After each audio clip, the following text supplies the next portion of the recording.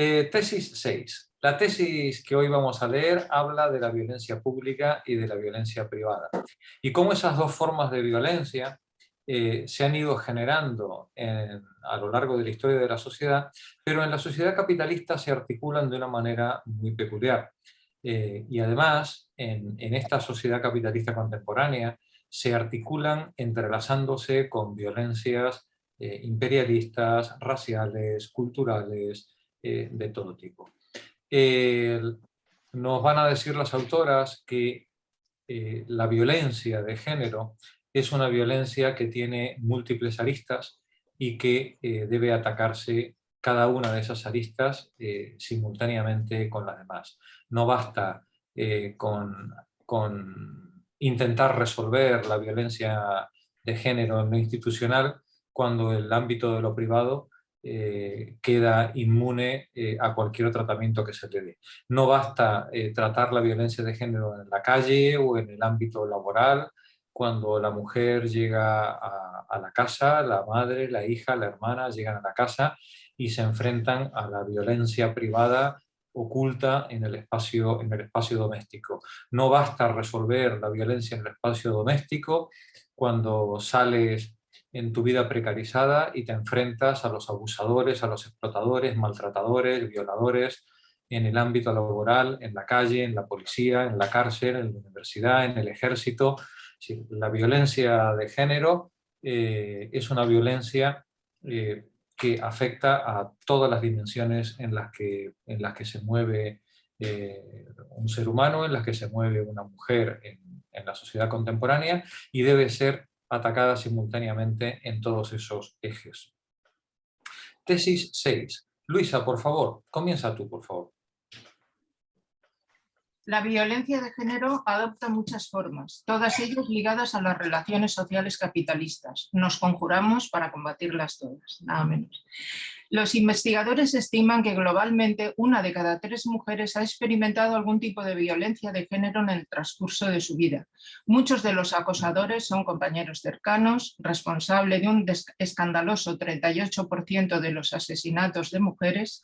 La violencia del compañero, que puede ser física, emocional, sexual o todas a la vez, se encuentra difundida por toda la sociedad capitalista en cualquier nación, clase o grupo étnico o racial. Lejos de ser algo accidental, se fundamenta en la estructura institucional básica de la sociedad capitalista. La violencia de género que experimentamos hoy refleja las dinámicas contradictorias de la vida familiar y personal en la sociedad capitalista, y estas, a su vez, se basan en las características de visión del sistema entre producir personas y producir beneficios, familia y trabajo. Un momento evolutivo clave fue el paso de la familia extensa basada en el parentesco, en la que los varones de más edad disponían del poder de vida y muerte sobre sus subordinados, propia de tiempos antiguos, a la familia nuclear heterosexual restringida de la modernidad capitalista, que otorga un derecho de gobierno atenuado a hombres menores que encabezan hogares más reducidos. Con ese cambio se alteró el carácter de la violencia de género basada en el parentesco. Lo que tiempo atrás era abiertamente político, ahora se hizo privado, más informal y más psicológico, menos racional y menos controlado. Este tipo de violencia de género, alimentado a menudo por el alcohol, la vergüenza y la ansiedad por mantener el dominio, lo encontramos en cualesquiera periodos del desarrollo capitalista. No obstante, se vuelve especialmente virulento y se generaliza en tiempos de crisis. En estos tiempos en los que amenazan la ansiedad por el estatus, la precariedad económica y la incertidumbre política, el orden de género también parece tambalearse. Algunos hombres perciben a las mujeres como entes fuera de control y a la sociedad moderna, con sus nuevas libertades sexuales y fluidez de género, como algo fuera de quicio. Sus esposas o novias son engreídas, sus hogares están desordenados y sus hijos salvajes. Sus jefes son implacables, sus compañeros son injustamente favorecidos y sus empleos están en peligro. Sus proezas sexuales y sus poderes de seducción están en duda. Al percibir que su masculinidad está amenazada, explotan. Gracias, Luisa. Nada menos, ¿eh? Nada menos, nada menos. Ya veis cómo presentan las autoras el problema. Nos dice la autora al inicio de este párrafo: la violencia de género hoy refleja las dinámicas contradictorias de la vida familiar y personal en la sociedad capitalista. Esto tuvo una historia.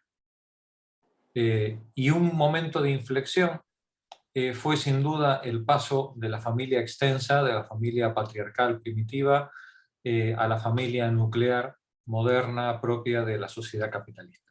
Esto ocurrió hace muy poco tiempo atrás, estamos hablando o terminó, digamos, de producirse hace muy poco tiempo atrás, hace 200 o 300 años, fue el tránsito.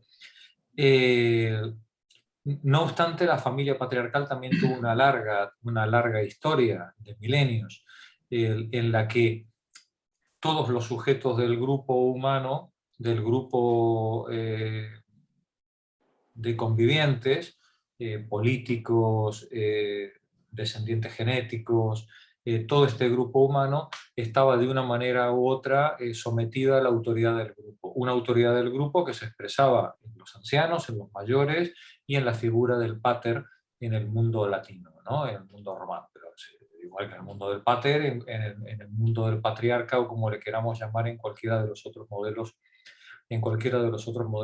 culturales. ¿En este tipo de sociedad había discriminación de género? Por supuesto. Sí.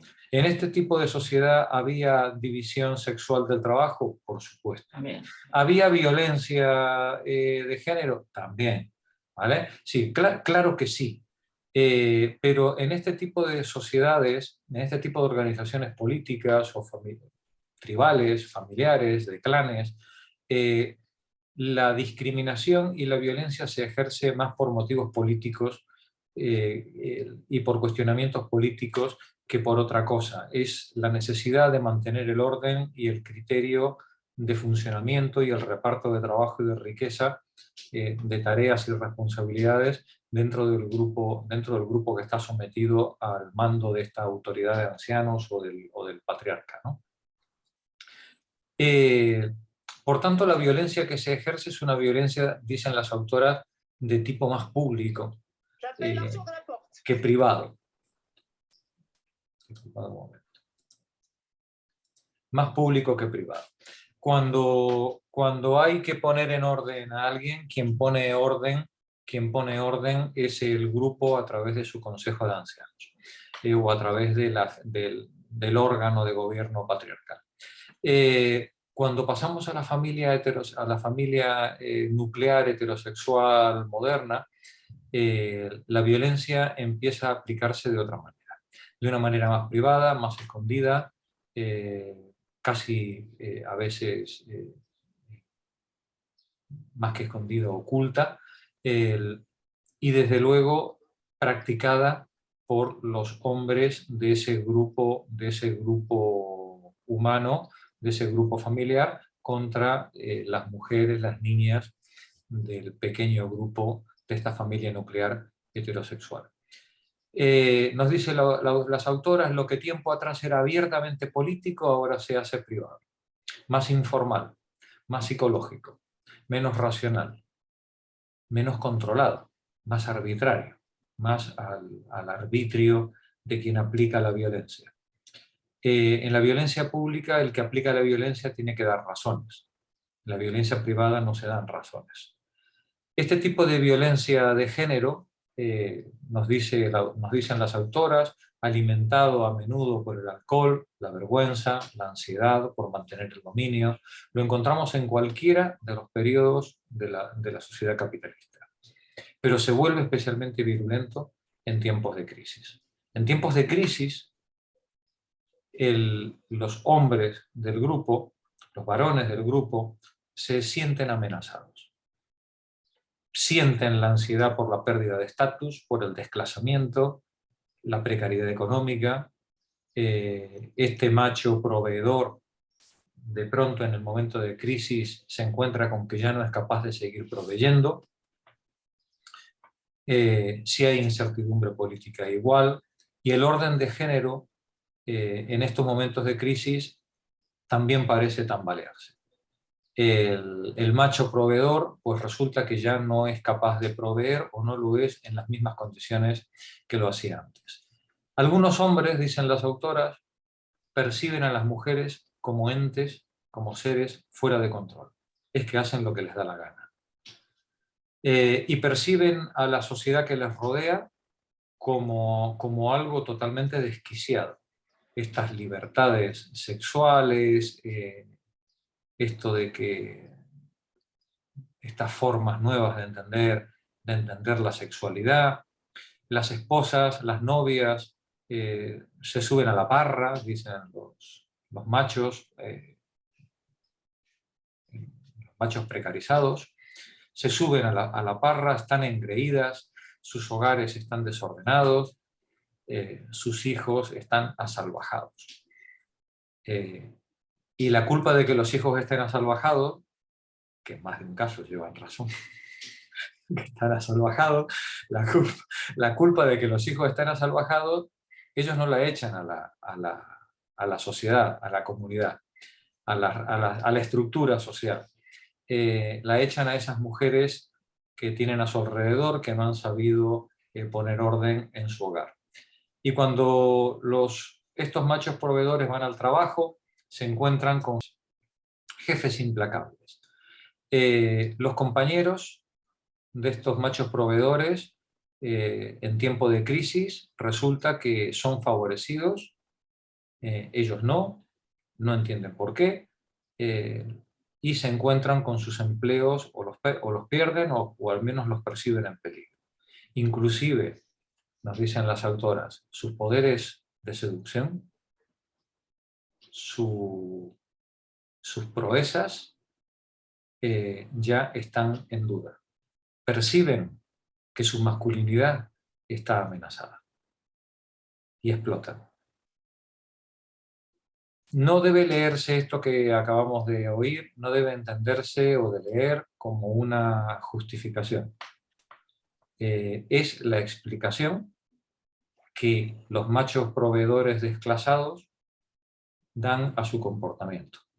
Ellos se encuentran con que el mundo a su alrededor, el orden que justificaba su vida, se desmorona, y la salida más fácil es echarle la culpa a la compañera que tienen al lado y justificar la violencia en esta pérdida de control que ellos tienen sobre el mundo que les rodea. Continúa la lectura, estaba Luisa. Pilar, por favor. Pero no toda violencia de género en la sociedad capitalista toma esta forma aparentemente privada e irracional. Otros tipos de violencia son demasiado racionales. Véase el uso de la agresión y la violencia de género como técnica de control. Entre los ejemplos se incluye el extenso uso de la violación de mujeres esclavizadas y colonizadas como arma para aterrorizar a comunidades de color y reforzar su sometimiento. El reiterado abuso sexual de las mujeres por sus proxenetas y los traficantes para acostumbrarlas, y la violación masiva coordinada de las mujeres del enemigo a modo de arma de guerra. A menudo, Pilar, este ejercicio de la violencia pública de forma sistemática es la moneda de cada día. Esto es lo que ocurre cada día en cualquiera de las guerras, en cualquiera de los enfrentamientos étnicos o políticos, coloniales o imperialistas en los que nos encontramos, que nos podemos encontrar a lo largo y ancho del mundo. En África, en Ucrania, en América Pero Latina. esto desde la noche de los tiempos. Desde la noche de los tiempos. Desde la noche de los tiempos. Desde la noche de los tiempos la mujer es la moneda de cambio, la moneda, el botín, es parte del botín, ¿no?, que se obtiene. Pero en las últimas décadas la violación de las mujeres del pueblo enemigo forma parte de una técnica de amedrentamiento, de una técnica de sojuzgamiento por medio del terror.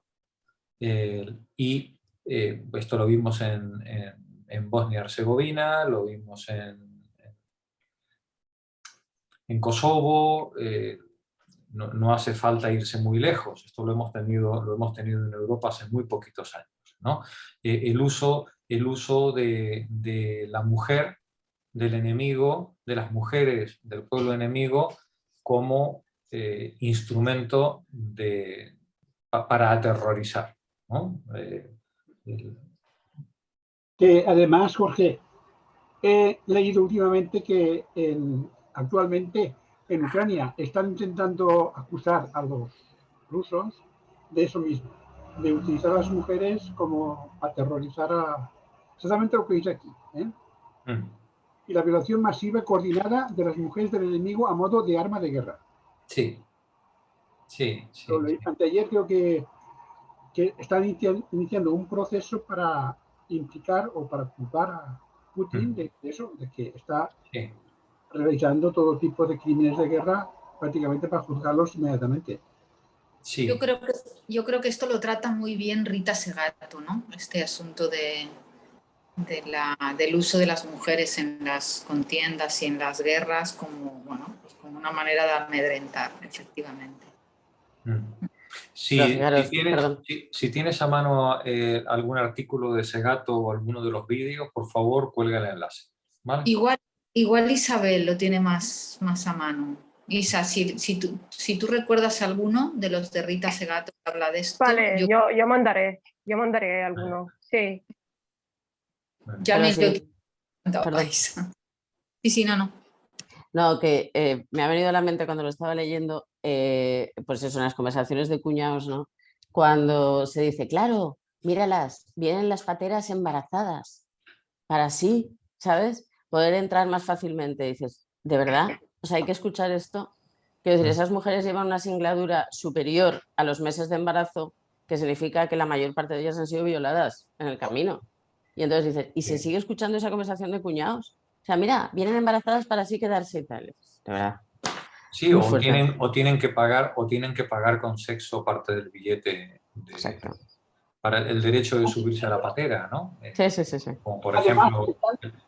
Están diciendo que se puede prever un aumento de la gente que venga en pateras porque la hambruna en África parece ser que va a generar oleadas de gente que se va a venir a Europa. En vez de menos, aumentará. Claro. Sí. Pero perdonar, es más grave también esto de la señora Ayuso en Madrid con los libros de texto. Y en la Comunidad de Madrid lo han admitido a trámite. Es decir, que lo más seguro es que, dependiendo de cómo vaya la popularidad, elecciones o cualquier otra milonga de estas, pues lo más seguro es que vayan a pasarse en la comunidad docente por el arco del triunfo y decir que esos libros son A o B, lo que quieran. Imaginaros qué barbaridad. Y estamos hablando de un país de la Unión Europea, de un país democrático. Pero explícalo completo, Nani. ¿Qué es lo que hace la señora Ayuso con los libros?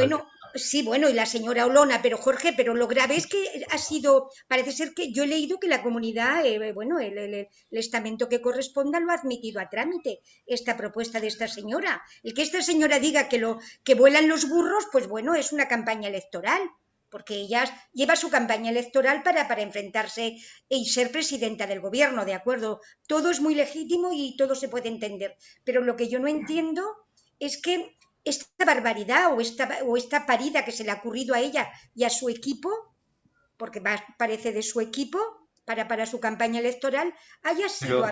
Nani, ¿cuál es la parida?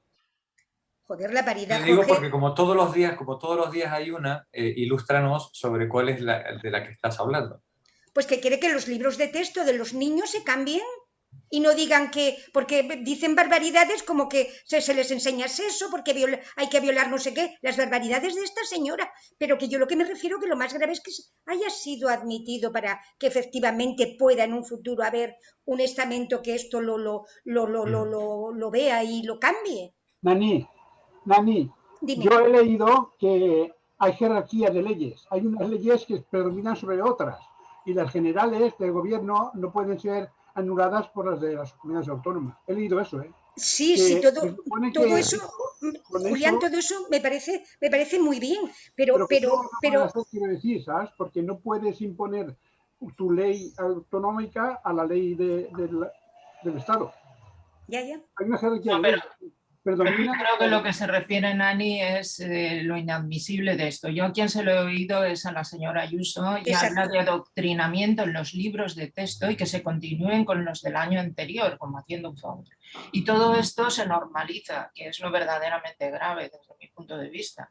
Habla de adoctrinamiento, ¿no? Y de no sé qué cosas tremendas se les debe decir. Barbaridades, Luisa, que a los niños se les enseñan al sexo, bueno, todas esas barbaridades, pero efectivamente ya no es que, yo no he leído que sean los del año anterior, yo he leído que va a haber una comisión que parece ser que va a haber, bueno, es que ya nos vamos a autocensurar y pues tendremos que ver a aquellos señores de la Inquisición que había un censor en cada editorial y en cada sitio. Porque yo creo que ya los profesores en este momento se están autocensurando en las clases, lo cual es gravísimo y sobre todo con chicos adolescentes, o sea que están entrando en el conocimiento de una sexualidad bastante compleja y realmente se están autocensurando. Pero yo vería la parte positiva, a lo mejor si prohíben ciertos textos, pues a la gente le va a entrar unas ganas locas de leer, sobre todo a los adolescentes, ¿no? Pero es muy optimista. Qué buena eres, Eva, qué buena eres, qué buena eres. Que prohíba. Encantados. La prohibición genera deseo, ¿no? La prohibición genera deseo. Claro, y más si eres adolescente, si te dicen, ¿a quién le importa ahora ponerse a leer a Foucault? Pero si te dicen, está prohibidísimo, es súper queer, es súper marciano, y además era sadomasoquista y no sé qué, bueno, les van a entrar unas ganas locas de leer. Bueno, estamos como los nanos con Nacho Vidal, que lo ponen porque saben qué es eso, ¿no? Y entonces cuando van a cambiar. Oye, yo os voy a decir que en los años 70 las películas que más prohibían era la que más rápida y urgentemente queríamos ver, ¿eh? Bueno, las prohibidas aquí, pero te ibas y encima hacías un viaje, eso. Sí, pero aquí no creo. Era un caso especial. Pero yo no comparto el optimismo de Eva, ¿eh? No creo que un libro de texto despierte pasiones. Un libro de texto. Era ironía. Son tan malos, son tan malos, están tan mal escritos los libros de texto por lo general que no creo que despierte ninguna pasión, diga lo que diga, ¿vale? Bueno, en todo caso es verdad, digamos, lo que dice Luisa de la autocensura, quizás eso sí es lo más preocupante, ¿no? Cuando los maestros, los profesores tienen miedo de impartir determinados contenidos en clase porque saben que les pueden venir unos cuantos padres y montarles el pollo, ¿no? Sí, esa es una situación. Es que además están ya vinculados a chats donde están los padres con los chicos y hay un control tremendo en ese sentido. Esto en Brasil ya ha pasado, con este gobierno delirante y la profesora la ministra, no me acuerdo ahora cómo se llama, una señora que, bueno, es peor que la Ayuso, imaginaros cómo es, o sea, sí. Es difícil de explicar. Puede ser. En todo caso, pensar que Ayuso no es la causa. Ayuso es la expresión de un sentir general. A esta señora la vota la mitad de la población. No está ahí por casualidad. No está ahí por una ocurrencia. Es decir, hay una mitad de la población que aplaude ese tipo de comportamiento, ¿no? Entonces ahí tenemos un tema muy grave, ¿no? Muy serio detrás de todo esto. Ay, señor, pobres niños. Bueno, estaba leyendo Pilar, ¿verdad? Sí. Pilar, continúa, por favor. A menudo son también instrumentales la agresión sexual y el acoso en los lugares de trabajo, en las escuelas o en las clínicas. En estos casos, los acosadores son jefes y supervisores, maestros y entrenadores, policías y guardias de prisiones, médicos y psicoterapeutas, propietarios y oficiales del ejército, todos con poder público e institucional sobre aquellas a quienes acosan. Pueden exigir servicios sexuales y algunos de ellos lo hacen. Aquí, la raíz es la vulnerabilidad económica, profesional, política y racial de las mujeres. Nuestra dependencia de la paga, de la referencia, de la disposición del jefe o del encargado a no preguntar sobre el estatus de inmigrante. Lo que posibilita esta violencia es un sistema de poder jerárquico que fusiona género, raza y clase. El resultado es el refuerzo y la normalización de este sistema. En realidad, estas dos formas de violencia de género, privada una y pública la otra, no son, después de todo, tan distantes. Hay casos híbridos, propios, por ejemplo, de las subculturas de adolescentes, fraternidades y asociaciones deportivas, en las que los jóvenes, canalizando la misoginia institucionalizada, compiten entre sí por un estatus y el derecho a jactarse de abusos a mujeres. Además, algunas formas de violencia de género pública y privada forman un círculo vicioso que las refuerza mutuamente. Como el capitalismo asigna el trabajo reproductivo de manera abrumadora a las mujeres, restringe nuestra capacidad de participar plenamente como iguales en el mundo del trabajo productivo, con el resultado de que la mayoría de nosotras aterrizamos en trabajos sin futuro, en los que no se cobra lo suficiente para mantener a la familia. Eso redunda en nuestra vida privada para desventaja nuestra, ya que nuestra menor capacidad para abandonar las relaciones nos resta autonomía dentro de ellas. El principal beneficiario de todo ese estado de cosas es el capital, sin duda, pero su efecto es mantenernos doblemente sujetas a violación, primero en manos de familiares y personas cercanas y luego en las de responsables y propiciadores del capital. Es una precarización de la vida que ata a las víctimas doblemente en el ámbito doméstico, en el ámbito privado y en el ámbito público, en la calle o en el trabajo. Continúa, Marí, por favor. Las respuestas feministas convencionales. Las respuestas feministas convencionales a la violencia de género son comprensibles, pero inadecuadas. La respuesta más difundida consiste en reivindicar la criminalización y el castigo. Este tipo de feminismo carcelario, como se ha llamado, da por sentado precisamente lo que debe cuestionarse: el supuesto erróneo de que las leyes, la policía y los tribunales gozan de suficiente autonomía respecto a la estructura del poder capitalista como para oponerse a su tendencia profundamente establecida a generar violencia de género. De hecho, el sistema de la justicia penal pone en su punto de mira de manera desproporcionada a hombres de color pobres y de clase trabajadora, incluidos los migrantes, mientras que deja a sus colegas profesionales de cuello blanco libres para violar y maltratar. También deja que las mujeres paguen los platos rotos, viajando largas distancias para visitar a sus hijos y esposos encarcelados, ocupándose solas de sus hogares y encargándose de las consecuencias legales y burocráticas del encarcelamiento. Asimismo, las campañas contra la trata de personas y las leyes contra la esclavitud sexual se utilizan con frecuencia para deportar a mujeres migrantes, mientras que sus violadores y los que se aprovechan de ellas siguen tranquilamente en libertad. A la vez, la respuesta carcelaria pasa por alto la importancia de las alternativas de las supervivientes. Las leyes que tipifican como delito la violación marital y el acoso en el lugar de trabajo no ayudarán a las mujeres que no tienen otro lugar al que ir ni maneras de llegar allí. En esas condiciones, ninguna feminista con una pizca de sensibilidad a la clase y a la raza puede dar su apoyo a una respuesta puramente policial a la violencia de género. Esto que dicen las autoras es muy duro, pero es muy serio. La respuesta policial está bien si tú tienes una respuesta institucional que permita lograr la emancipación económica y política de esas personas maltratadas. Pero si tú simplemente ejerces la represión policial, no es suficiente. Es que la mayoría de estas personas no tienen otro lugar a donde ir. No pueden abandonar el prostíbulo, no pueden abandonar el hogar en el que están siendo maltratadas. Es más, como le denuncien al maltratador, doble represión es la que van a recibir, ¿no?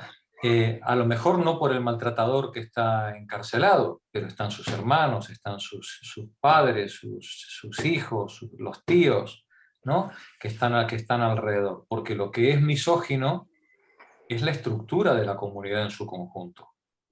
Y es que no se ataca el mal a la raíz. Claro. Y atacar el mal a la raíz, lamentablemente, es una cuestión profundamente anticapitalista. Atacar el mal a la raíz implica romper con las condiciones de vulnerabilidad, las condiciones de precariedad que colocan a las personas en situación de dependencia.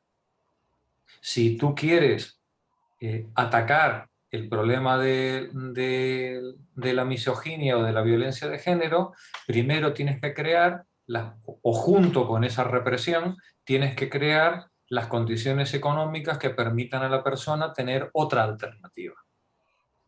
Poder emanciparse del sitio en el que está siendo reprimida. Y eso es lo que nuestra sociedad social bien pensante de ninguna manera quiere atajar, ¿no?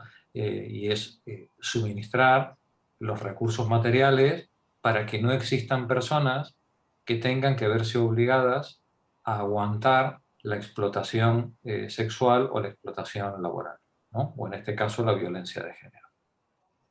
Continúa la lectura, Pepa.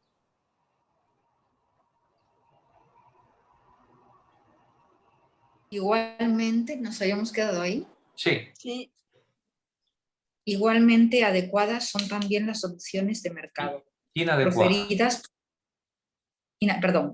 inadecuadas son también las soluciones de mercado proferidas por las femócratas. Desde sus altos cargos e instituciones financieras globales, estas neoliberales progresistas con faldas proponen proteger de la violencia a sus hermanas menos afortunadas del sur, prestándoles pequeñas sumas de dinero para que puedan iniciar su propio negocio. La evidencia de que estos microcréditos promueven la independencia de las mujeres respecto de los hombres es, en el mejor de los casos, dudosa. Pero una cosa sí es diáfanamente clara. El microcrédito aumenta la dependencia de la mujer respecto de sus acreedores. Apretando el nudo corredizo de la deuda alrededor del cuello de las mujeres pobres y de clase trabajadora, este planteamiento contra la violencia de género inflige violencia por sí mismo. El feminismo, para el 99%, rechaza los enfoques carcelarios y femocráticos de la violencia de género. Sabemos que la violencia de género en el capitalismo no es un trastorno del orden regular de las cosas, sino una condición del sistema. Profundamente anclado en el orden social, no puede entenderse ni corregirse aislándolo del más amplio complejo de la violencia capitalista. La violencia biopolítica de las leyes que niegan la libertad reproductiva, la violencia económica del mercado, de la banca, del propietario y del prestamista, la violencia estatal de policías, tribunales y guardias de prisiones, la violencia transnacional de agentes fronterizos, regímenes migratorios y ejércitos imperialistas, la violencia simbólica de la cultura mainstream que coloniza nuestras mentes, deforma nuestros cuerpos y silencia nuestras voces, la lenta violencia medioambiental que arrasa nuestras comunidades y hábitats. Gracias, Pepa. Isabel, termina tú la tesis. También quería decir aquí que... ¿Se me oye? Vale. Que a un amplio sector también a las mujeres nos falta deconstruirnos un poquito, en la cuestión de colonial y de clase sobre todo, porque creo que hay cosas que se escapan, quedan ahí en un punto ciego. ¿Sigo?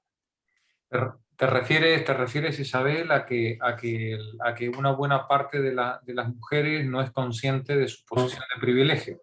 Completamente.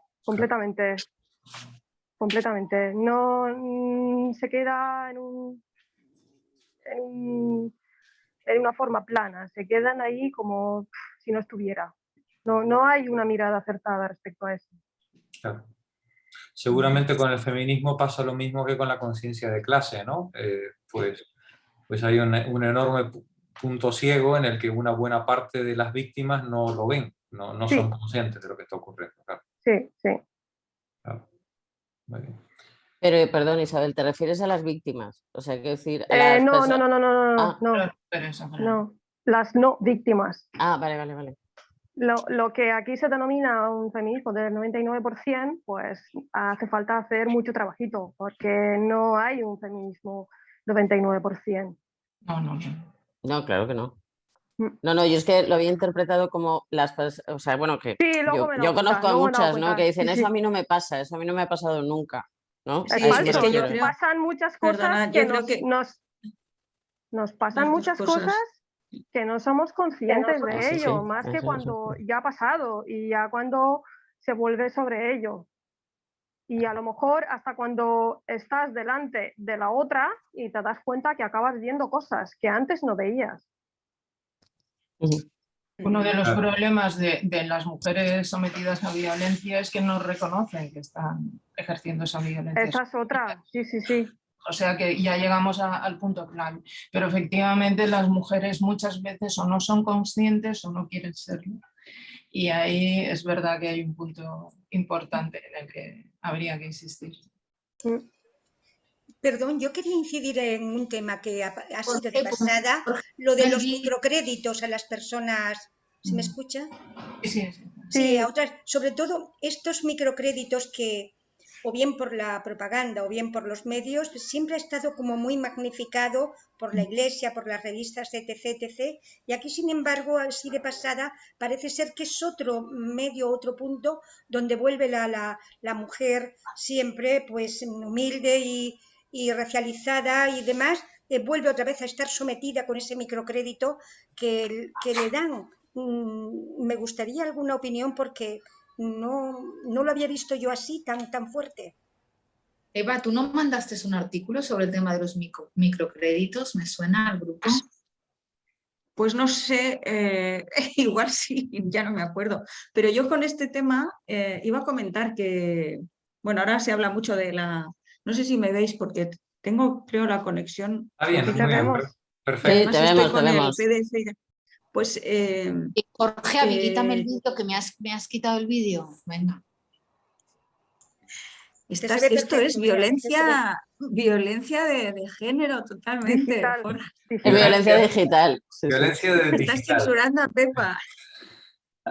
Pues no, que claro, que yo creo que no sé muy bien, o sea, todo esto que dice ella me lo creo y lo veo perfectamente. El otro día os mandé una foto de un café que han hecho los de Veritas con una especie como son caricaturas de mujeres negras de ay, qué felices están con nuestros microcréditos cultivando este café tan rico y tan saludable, no sé qué. Bueno, me pareció un poco o sea, usar esto, ¿no? Esta cosa de qué majos somos que ayudamos a los pobres negritos, un poco resumiendo muy rudamente.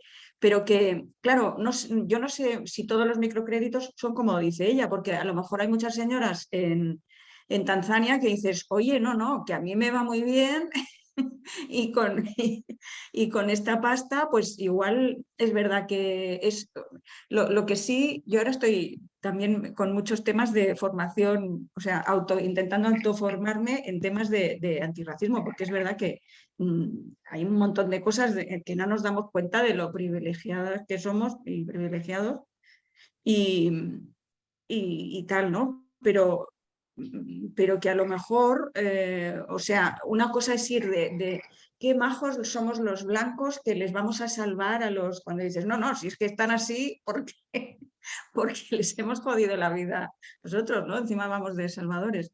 Pero que a lo mejor en situaciones concretas, pues dices, oye, no, hay una cooperativa que realmente se la ha planteado como vamos a ayudar o intentar ayudar bien, no a cambio de explotación, con unos intereses que son... Porque es que no sé, creo, lo que quiero decir es que igual habría que ver cada caso, porque a lo mejor a mucha gente sí le funciona. O sea, hay cosas que evidentemente son de un cinismo y de campañas publicitarias de empresas que les importa una mierda los poblados, es como que encima les desgravará y esas cosas, ¿no? Pero que quiero decir que habría que ver caso por caso, porque a lo mejor somos tan anticapitalistas que claro, a lo mejor dicen, oye, no, pero vale, todo esto está fatal, pero es que yo con este dinero este mes como yo y mis niños y todo el poblado, ¿sabes? No, o sea, es como lo estructural y luego lo de cada día. Hay gente que dice, no, yo no dejo propina, yo no doy nunca limosna. Claro que lo de dar limosna es una palabra horrible, pero bueno, yo al señor del metro le doy 1 euro y a lo mejor es que no tiene, o sea, lo ideal sería que tuviera sus papeles, que no sé qué, pero mientras no los tiene, pues ese eurito que le damos es complicado, no sé. Bueno, igual estoy aquí No, desbarrando, pero entendéis lo que quiero decir, ¿no? Que habría que ver luego, caso por caso, cómo es. Que tenemos un montón de hipocresía, por ejemplo, todo esto de cuando hay naufragios y tal, si os fijáis, hay una cosa que yo me da mucha vergüenza ahora ver que no me había dado cuenta, y es que es así. O sea, salen las fotos de los de salvamento, blancos, todos con no sé qué, consolando a unos... Los ahogados, esas personas, es como que son un número, o sea, no lo que decís vosotros de las señoras embarazadas que llevan aquí, es que son mujeres que tenían una vida y que no es que de repente han aparecido en el mar para que nosotros los salvemos y nos sintamos súper bien, o sea, son personas, no se les pregunta, nunca se les entrevista, nunca, o sea, es como te sientes realmente muy... ¿no? Es como que qué majos somos, que vamos a salvar y qué solidarios y tal. Dices, no, es que los protagonistas tendrían que ser... Es como una especie de minoría de edad, ¿no? Perpetua, cuando dices, no, es que eran gente que tenían sus vidas en su pueblo y perdona, que de allí nunca hablan del efecto de expulsión, sino siempre ponen efecto llamada. Y nunca se habla del efecto expulsión, que como dices tú, lo de los microcréditos, no sabes si el blanco ha ido ahí y ha vendido, troceado una deuda, o a cambio se queda con la tierra, porque ya no sabes si la tierra es de la gente del lugar o el blanco ha ido ahí a dar microcréditos a cambio de si eso no se llega a pagar, el blanco se queda con la tierra. Porque esa letra pequeña no lo conocemos, no lo sabemos, claro. Y nunca llega a saberse. Y nunca se habla del efecto expulsión, nunca. Bueno, sí, luego... yo los medios en que me muevo sí que se habla de las expulsiones y bueno, esto de las expulsiones en caliente, los centros no, el efecto expulsión de la otra parte. ¿No? ¿Cómo? Del efecto de expulsión no se habla del efecto expulsión de la gente de sus tierras. En ese caso... Bueno, sí, claro. Sí.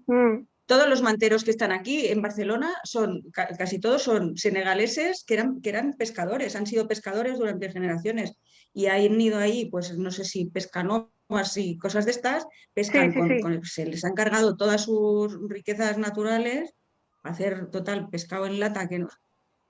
Y luego, claro, vienen aquí a buscarse la vida y les tratamos como si los delincuentes fueran ellos, cuando dices, coño, si es que los delincuentes estarán por ahí en unos despachos con traje y corbata y también lo que pasa que somos todos cómplices sin quererlo y sin saberlo y a veces no sabes muy bien cómo no serlos, es que es tremendo, ¿no? Pero que sí, a eso te refieres, ¿no? Con el efecto expulsión, claro, es que la gente no se mete en una patera porque le apetezca, es claro. Que esto es de... Sí, en todo caso, retomando el texto, quiero que nos centremos en lo que están diciendo las autoras, ¿vale? Las autoras dicen que esta violencia de género política o la privada no tiene solución con soluciones de mercado. La página de esta tesis comienza así, ¿vale? Igualmente inadecuadas son también las soluciones de mercado proferidas por las femócratas. Desde sus altos cargos en instituciones financieras globales, estas neoliberales progresistas con faldas proponen proteger de la violencia a sus hermanas menos afortunadas del sur, prestándole pequeñas sumas de dinero para que puedan iniciar su propio negocio. Es la fiesta, digamos, del crédito, ¿no? Vamos a emancipar a nuestras compañeras facilitándole no los medios de producción. No, no les vas a dar la tierra, ni les vas a dar las herramientas, ni les vas a dar la semilla. No, no. Le vas a dar un crédito, con lo que ellas puedan comprar todo eso en el mercado cautivo en el que ellas viven, ¿no? Dice, prestándoles pequeñas sumas de dinero para que puedan iniciar su propio negocio. ¿Dónde pueden iniciar su propio negocio estas mujeres si las tierras son propiedad de quien son propiedad? Las tiendas de ultramarinos ya tienen su propietario, quien les va a vender el tractor o le va a vender las herramientas ya tiene su propietario, y encima además con unos intereses altos o bajos, como dice antes, como comentaba antes Isabel, ese crédito hay que devolverlo en más o en menos tiempo. Y cuando no se devuelve el crédito, si el crédito no es de una ONG que lo da a fondo perdido, si el crédito viene de una institución financiera, ese crédito no devuelto tiene consecuencias, ¿vale? Y ahí se inicia un proceso de desposesión por deudas que también tiene un largo recorrido y que todos conocemos. En todo caso, nos dicen las autoras, esta argucia neoliberal supuestamente emancipadora de facilitar crédito a la gente para que se monte su propio negocio, para que cada uno sea un héroe de su propia historia, porque las imágenes que veis en la televisión de este asunto no son de los fracasados, ¿verdad? Las imágenes que os ponen en la televisión cuando van los de Naciones Unidas o los del Banco Mundial, a todo esto, son las de las exitosas, ¿no? Las fracasadas esas no salen en la publicidad del banco. En todo caso, dicen las autoras, la evidencia de que estos microcréditos promuevan la independencia respecto de los hombres es, en el mejor de los casos, dudosa. Estamos hablando de feminismo y de violencia de género, ¿vale? No estamos hablando de anticapitalismo, ¿vale? Bien, las autoras dicen, la evidencia de que estos microcréditos promuevan la independencia respecto de los hombres es como poco dudosa, ¿vale? Pero una cosa sí es diáfanamente clara, dicen ellas. El microcrédito aumenta la dependencia de la mujer respecto de sus acreedores. Esto es aritmético. No hay más, ¿vale? Entonces, independientemente de que una política de microcrédito bien llevada tenga un carácter positivo y permita mejorar la vida de la gente, y estoy seguro de que muchas gestiones de microcrédito que se han hecho, sobre todo por ONGs, ha tenido esta virtud, emancipadora no, pero sí por lo menos la virtud de aliviar el sufrimiento, el dolor, la carga de esta familia, no me cabe la menor duda. Pero que cualquier política de microcrédito gestionada por el Fondo Monetario Internacional, el Banco Mundial o las instituciones financieras públicas o privadas, estatales, locales, no lo va a tener, no os quepa la menor duda, ¿eh? El objetivo de los bancos no es emancipar a la gente, ¿vale? El objetivo de los bancos es echarle a la gente una soga al cuello.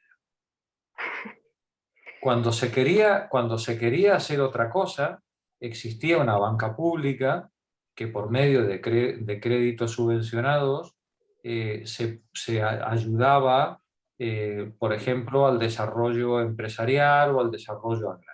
Eso pasó a la historia, ¿eh?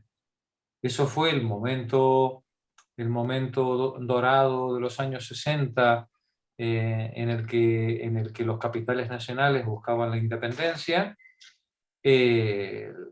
Y donde las bancas públicas estaban al servicio de ese desarrollo empresarial, industrial, local. Nunca para gente pobre y desclasada, ¿vale? Pero bueno, por lo menos para los pequeños emprendedores.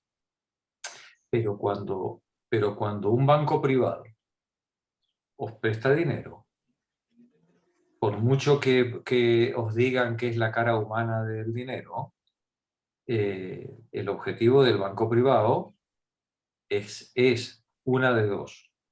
O quitaros parte o arrancaros una parte del plusvalor por medio de la deuda, o quedarse con vuestros avales. No tiene otro fin el banco, ¿eh? ¿No? Y quien crea que el banco tiene otro fin... Lo de la soga al cuello que dices tú, yo creo que es literal, porque habría que ver qué porcentaje desde 2008 para acá, gente madura, se ha acabado suicidando por el desahucio, por la pérdida de casa, en fin, por cuestiones relativas al banco. Claro. Otra cosa es, insisto, el sistema, lo que se ha hecho en la India, se ha hecho en algunos lugares, algunos sistemas de microcrédito gestionados a través de ONGs. Algunas cosas de estas pues parece ser que han funcionado pues relativamente bien en cuanto a mejorar la vida de la gente, ¿no? Pero es verdad lo que comentaba antes también Isabel con respecto al régimen de propiedad. ¿De quién es la tierra sobre la que esa gente está trabajando? El Estado que hace las leyes en ese territorio, ¿a quién reconoce la titularidad de esas tierras? Esas tierras son públicas y están dadas sine die en su fruto a estas personas que están funcionando con el sistema de crédito, o son unas tierras privatizadas a las que antes o después tienen que abandonar o comprar o alquilar o arrendar de una manera o de otra y generar un rédito para algún propietario privado. Todo esto hay que verlo. Todo esto esta no es una cuestión solo de microcrédito sí o microcrédito no, sino que digamos que para que esta política tenga un carácter emancipatorio o no, dependerá de todo un conjunto de cuestiones que hay a su alrededor, que van desde la titularidad de la tierra hasta quién da el crédito y en qué condiciones. ¿No? Continuamos con la lectura. Estaba leyendo Isabel, ¿no? Sí. Vale, adelante Isabel. Estas dinámicas, aunque endémicas del capitalismo, se han identificado considerablemente durante el actual periodo de crisis. El neoliberalismo, en nombre de la responsabilidad individual, ha recortado los fondos públicos para las prestaciones sociales. En algunos casos ha comercializado servicios públicos, convirtiéndolos en fuente de ganancias directas. En otros, ha logrado cargarlos sobre las familias individuales, obligando especialmente a las mujeres de esas familias a soportar todo el peso de los cuidados. La consecuencia es fomentar aún más la violencia de género. En los Estados Unidos, el desplome del mercado hipotecario afectó de manera desproporcionada a las mujeres de color, que sufrían la tasa más alta de desahucio y a las que con demasiada facilidad se las forzaba a elegir entre no tener hogar o permanecer sometidas a unas relaciones abusivas. En el Reino Unido, las autoridades dieron respuesta al colapso financiero, reduciendo aún más los servicios públicos. Primero y sobre todo, reduciendo la financiación de albergues para las afectadas por la violencia doméstica. Aquí veis, por ejemplo, una política directamente en contra de cualquier idea de emancipación, ¿no? Es decir, si yo quiero ayudar a las personas que son víctimas de violencia doméstica, tendré que tener un hogar sustitutivo al que estas personas puedan ir con seguridad, ¿no? Si yo reduzco la inversión, el desarrollo de este tipo de hogares sustitutivos, da igual lo que yo haga en el ámbito penal o en el ámbito judicial. Las víctimas no tienen ninguna alternativa de salida a la situación en la que están viviendo. Continúa, Isabel. En el Caribe, un aumento en el precio de los alimentos y de los combustibles coincidió con recortes en los fondos públicos para la asistencia social, produciendo un aumento de la violencia de género. estos movimientos iban acompañados de abundante propaganda disciplinaria y normalizadora.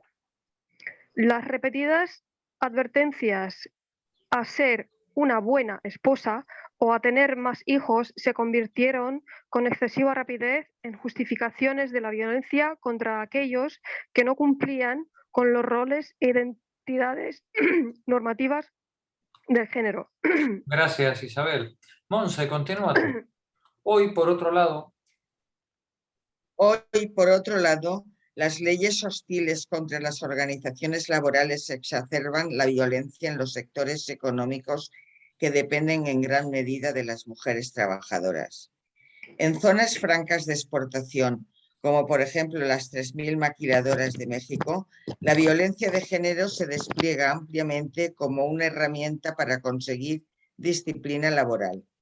Jefes y dirigentes en las fábricas recurren a las violaciones en serie, al abuso verbal y a registros corporales humillantes para aumentar la productividad y desalentar la organización laboral.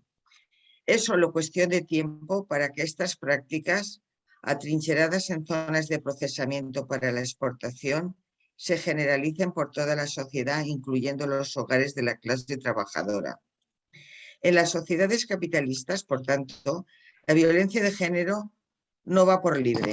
Al contrario, tiene raíces estructurales muy arraigadas en un orden social que entrelaza la subordinación de las mujeres con la organización del trabajo de género y la dinámica de la acumulación de capital.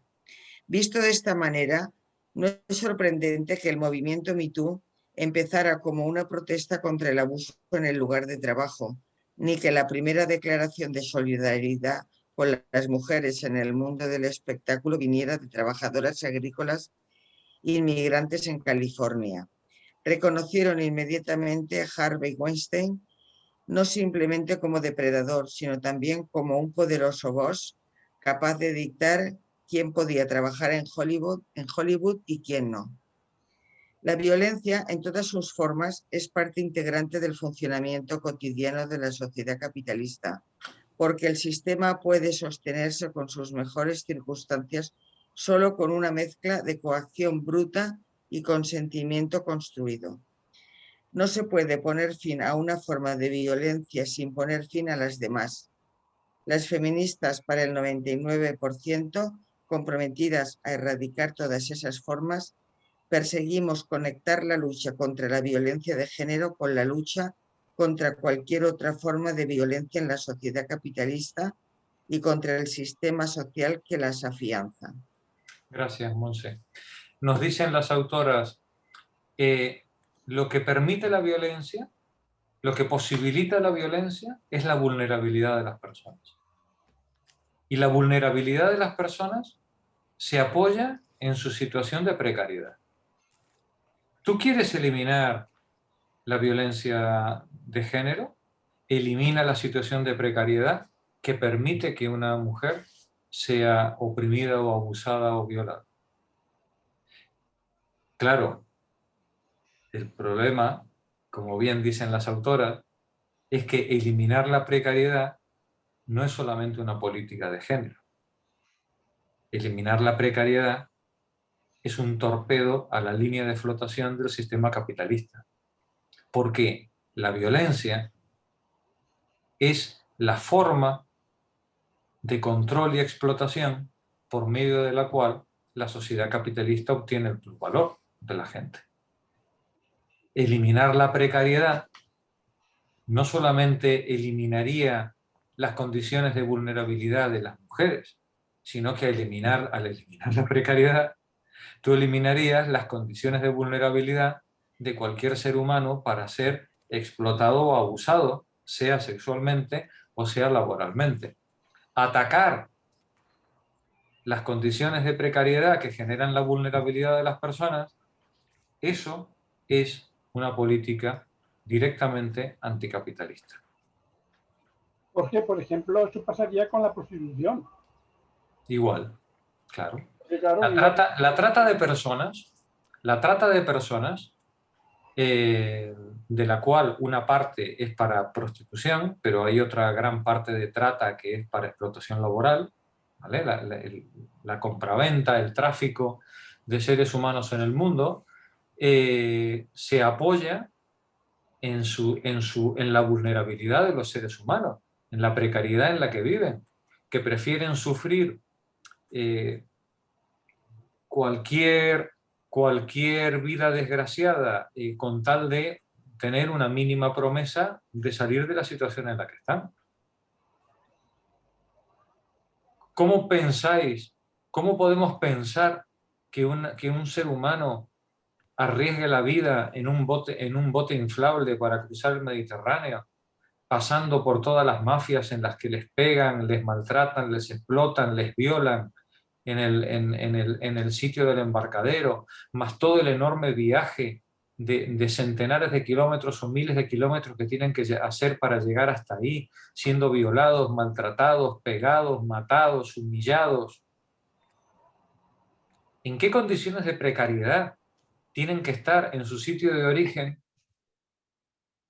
para que asuman como un mal menor todos los peligros que tienen que asumir, todos los males que tienen que asumir para alcanzar una promesa, ni siquiera una realidad, ¿no? Sino simplemente una esperanza. Una esperanza. Termina con esas condiciones de precariedad, como decía antes Eva, deja de robarles, de explotarles, de oprimirles en sus países de origen, y yo estoy seguro que ningún senegalés tiene ningún interés en venir a pasearse por las calles de Madrid, vamos, ningún interés. ¿No? Hombre, habrá alguno, siempre hay alguno que quiera viajar, pero no va a ser el caso de la gran mayoría. Sí, la gran mayoría de los latinoamericanos vivirían muy a gusto en sus países y la gran mayoría de los africanos vivirían muy a gusto en sus países si no fuéramos los europeitos. Vendrían solo de Erasmus, ¿eh? ¿Cómo? Que vendrían solo de Erasmus. Vendrían de Erasmus, vendrían a los botellones y a pasárselo bien con los amigotes. Claro, sí, ya está, nada más. Claro. Sí, lo que pasa es que si nosotros tenemos nuestra política exterior se dedica a intervenir mafiosamente en esos países para que los amigos del régimen y los empresarios y nuestros banqueros se dediquen a extorsionar, robar y depredar esos territorios, claro, pues toda esa gente queda depauperada, precarizada, y los que se animan, los que se atreven, intentan emigrar en unas condiciones terribles. Los que no se atreven siguen sobreviviendo en la indigencia hasta morir o aguantarse un poco como puedan. Y los que consiguen emigrar y sobreviven al viaje se encuentran cuando llegan aquí que la esperanza que les había movido pues a lo mejor peor no será, pero desde luego no era lo que ellos se habían imaginado, ni muchísimo menos.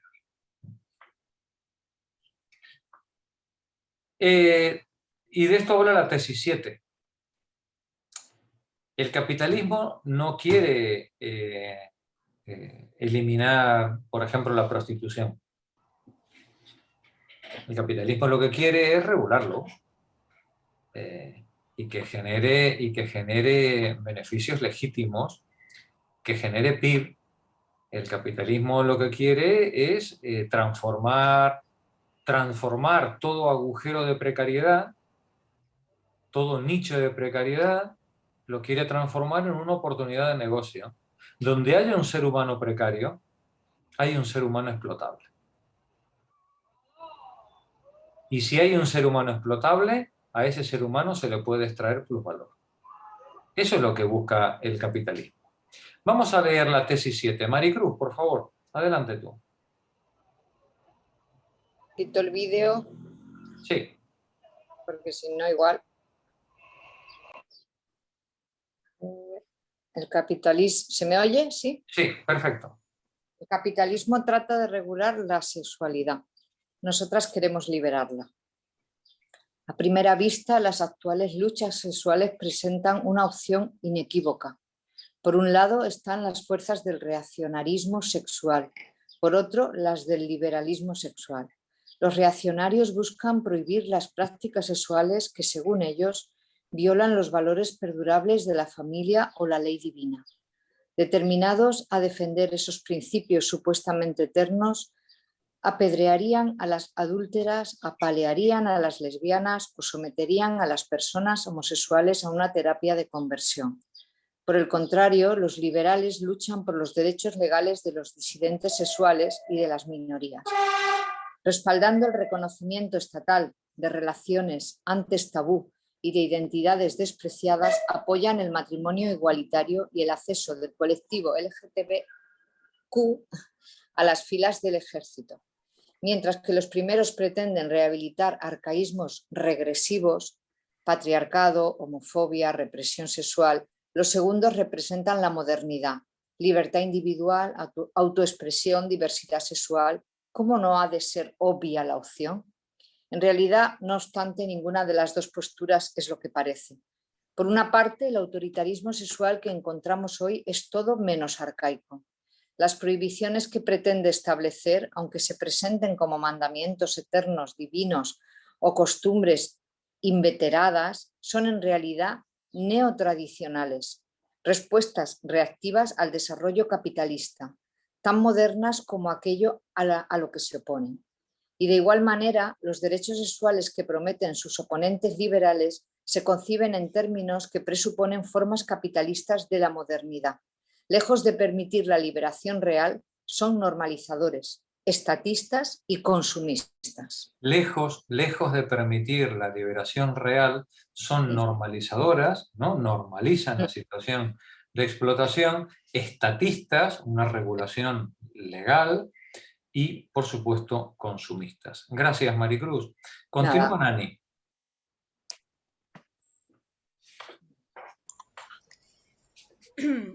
Para ver por qué es así, consideramos la genealogía de esta oposición. Las sociedades capitalistas siempre han tratado de regular la sexualidad, aunque los medios y los métodos hayan variado a lo largo de la historia. En los primeros días del sistema, antes de que las relaciones capitalistas se establecieran de manera generalizada, se dejó en manos de las autoridades preexistentes, especialmente Iglesia y comunidades, la tarea de establecer y hacer cumplir las normas que diferenciaban el sexo aceptable del sexo pecaminoso. Más tarde, a medida que el capitalismo procedía a reconfigurar toda la sociedad, incubó nuevas normas y modo de regulación burgueses, incluido el binarismo de género y la heteronormatividad, sancionados por el Estado. Estas normas modernas del género y de la sexualidad, no confinadas a la metrópoli capitalista ni a las clases burguesas, fueron ampliamente difundidas, tanto por el colonialismo como por la cultura de masas, y fueron abiertamente impuestas por el poder estatal, represivo y administrativo, así como por los criterios del subsidio a la prestación social basados en la familia. Pero no dejaron de tener oposición, al contrario, esas normas chocaron no solo con regímenes sexuales más antiguos, sino también con las siempre nuevas aspiraciones de libertad sexual, que encontraban expresión sobre todo en las ciudades, en la subcultura gay y lesbianas y en los enclaves vanguardistas. Gracias, Nani. Mercedes, continúa tú, por favor. Desarrollos posteriores reestructuraron esa configuración. Tras la década de los 60, la corriente burguesa se ablandó, mientras que la tendencia liberacionista desbordaba las subculturas que la originaron y pasaba a ser dominante. En consecuencia, las facciones dominantes de esas dos corrientes han ido uniéndose cada vez más en un nuevo proyecto: normalizar las formas del sexo que una vez fueron tabú dentro de una zona ampliada de regulación estatal, bajo una forma favorable al capital que fomenta el individualismo, la domesticidad y el consumismo. Lo que subyace en esta nueva configuración es un cambio decisivo en la naturaleza del capitalismo. Cada vez más financiarizado, globalizado y desfamiliarizado, el capital ya no se opone implacablemente a las manifestaciones de sexo-género, queer o no cis. Tampoco las grandes corporaciones insisten ya en una y solo una forma normativa de familia o sexo. Muchas están ahora dispuestas a permitir que un número significativo de sus empleados vivan fuera de familias heterosexuales, siempre y cuando acate las normas en el lugar de trabajo o en el centro comercial. También en el mercado la disidencia sexual encuentra un nicho como fuente de imágenes publicitarias atractivas, líneas de productos, estilos de vida y placeres envasados. El sexo vende en la sociedad capitalista y el neoliberalismo lo comercializa en los diferentes sabores. Esta frase está muy bien traída, Sí. ¿no? Es decir, el sexo vende y en todos los sabores que te puedas imaginar, el capitalismo te lo vende, ¿no? Hoy las luchas por la sexualidad... ¿Sigue, Paco? No, Paco, que siga Paco. Hoy las luchas por la sexualidad adquieren protagonismo en un momento de tremenda fluidez de género entre los jóvenes y en medio de pujantes movimientos feministas y queer. Son también tiempos de importantes victorias legales, incluyendo la igualdad formal de género, los derechos del colectivo LGBTQ y el matrimonio igualitario, todo consagrado ahora por ley en una creciente lista de países de todo el mundo. Estas victorias son fruto de batallas duramente luchadas, aunque también reflejan cambios sociales y culturales cruciales asociados con el neoliberalismo. Sin embargo, son intrínsecamente frágiles y están constantemente amenazados. Los nuevos derechos legales no detienen las agresiones al colectivo LGBTQ, que continúa experimentando violencia de género y violencia sexual, falta de reconocimiento simbólico y discriminación social. En realidad, el capitalismo financiarizado echa combustible a una reacción violenta sexual de grandes proporciones. No se trata solo de los incels, involuntary celibates, que asesinan mujeres para vengarse por el hurto de la sexualidad femenina a sus legítimos dueños masculinos. Tampoco solamente de los reaccionarios con carnet, que se proponen proteger a sus mujeres y familias del individualismo despiadado, el burdo consumismo y el vicio. El reaccionarismo también incluye movimientos populistas de derechas de rápido crecimiento que obtienen el apoyo de las masas al identificar algunos inconvenientes reales de la modernidad capitalista, incluida su incapacidad de proteger a las familias y a las comunidades de los estragos del mercado. Sin embargo, tanto las fuerzas populistas neotradicionales como las derechistas tergiversan estas legítimas quejas para alimentar precisamente el tipo de oposición que el capital puede permitirse. La suya es una manera de proteger que echa las culpas a la libertad sexual mientras esconde la verdadera fuente del peligro, que es el capital. Que es el capital y la depredación que el capital produce, ¿no? Gracias, Paco. Continúa Eva. El reaccionarismo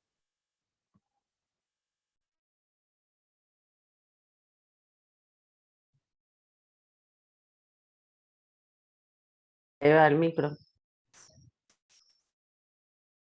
Yo no te he censurado. Ahora no. No, he sido yo misma. El reaccionarismo sexual encuentra su imagen especular en el liberalismo sexual. Este último está vinculado, incluso en el mejor de los casos, a políticas que privan a la abrumadora mayoría de los prerequisitos sociales y materiales necesarios para poner en práctica sus nuevas libertades formales. Pensemos, por ejemplo, en cómo los estados que afirman reconocer los derechos de las personas trans simultáneamente rechazan cubrir los costos del proceso de cambio de género.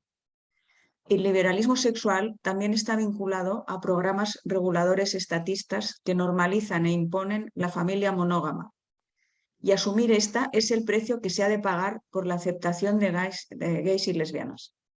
Valorando en apariencia la libertad individual, el liberalismo sexual acepta como incontrovertibles las condiciones estructurales que alimentan la homofobia y la transfobia, incluyendo el papel de la familia en la reproducción social. Es como que el capitalismo, es como que el neoliberalismo, como el capitalismo en esta versión neoliberal que estamos sufriendo,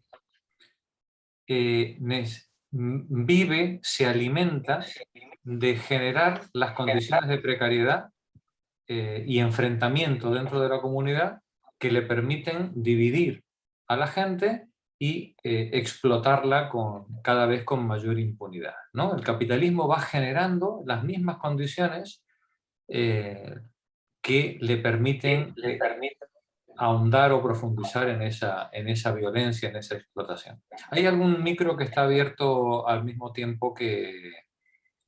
Yo lo acabo de abrir para comentar una cosa, quito el vídeo. Didi. No, que yo creo que esto de lo que está hablando ahora y que es lo que tú estabas ahora puntualizando, tiene que ver con lo que formalizó también en el texto anterior sobre la diferencia entre las políticas de reconocimiento y las políticas redistributivas, ¿no? Si ponemos todo el acento en lo que nos podemos permitir económicamente, que es reconocer a través de las leyes las igualdades formales, pero no le metemos mano ni queremos tocar nada de las cuestiones que tienen que ver con las igualdades reales y con las cuestiones económicas, pues al final, claro, no vamos a ninguna parte, ¿no? Así es. Podemos ser muy liberales, parecernos a todos nosotros que hay unos avances tremendos, pero luego la base que son esas igualdades que permiten a las personas que están en una situación de desventaja por la razón que sea, no se van a llevar a cabo, ¿no? Por ser Así mujer, es. por ser trans, por ser gay. Sí. Estaba intentando... Ay, perdón. Di, Eva. No, Pepa, perdona que te he interrumpido, creo, es que no te oigo ahora. No, yo ya no iba a decir nada más, Eva. Sí. Es que estaba intentando buscar una cosa muy, muy divertida de la Brigitte Vasallo. Bueno, ahora está escribiendo más cosas que no la sigo, no sé lo que ahora por dónde anda ya. Pero me acuerdo que fui a una conferencia y hacía una cosa muy, ella sobre lo de las relaciones y el poliamor y todo eso tiene ideas, creo, muy, bueno, a mí me resultan, que me hacen ver cosas que no veía, ¿no? Muy, muy claras. Y tenía una especie como de cuadros que eran muy interesantes, que te decía, se nos permite una excepción, o sea, si eres lesbiana y negra no puedes ser pobre. Claro. Si eres pobre y hombre, mejor que no seas, o sea, sí, ¿no? Y además es que veías que encajaba totalmente, ¿no? Por ejemplo, los famosos así de Hollywood y tal, y bueno, y la gente común, pues más.